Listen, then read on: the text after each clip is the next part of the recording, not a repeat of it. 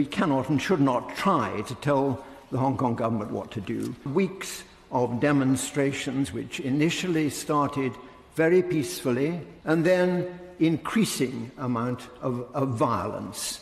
And that is a very distressing thing to see, not at all the way in which Hong Kong usually acts, going to be totally counterproductive and something which should not be tolerated. There's no occurrence that I can think of in Hong Kong of that degree of violence since, well, 50 years ago.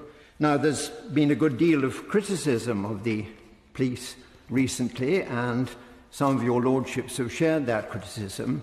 I noticed that my noble friend Lord Hogan Howe could see how difficult it is to carry out those sort of operations, and also probably how mistakes can be made. But it's worth remembering, I think, that not only have the police been under enormous strain, week after week, weekend after week, but their families have also been threatened, their children going to school have been threatened, and their position has been extremely difficult. But I think what it showed was that there was a great pile of dry timber in Hong Kong, and the extradition bill was the light that set that on fire, and it's remained on fire.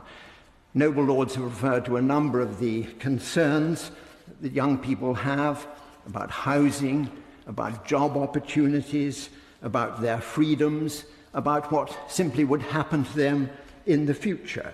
Would they lose some of the privileges they've got at the moment? At the time of the signing of the joint declaration, there was a strapline or a slogan which was often put out from Peking, which was "Gang Ren Zhi Gang." That seems to me to be an admirable objective. That was what it was said was going to be the future of Hong Kong. But what it needs is for the Hong Kong government to be effective in what it's doing, the Hong Kong Legislative Council to be effective in backing up or questioning the Hong Kong government, but a mechanism for putting into effect laws and decisions, and for the Hong Kong people to show that they can and are capable of running Hong Kong. It's now a special part, it's a unique part, but it is a part, nevertheless, as the noble Lord Howell said,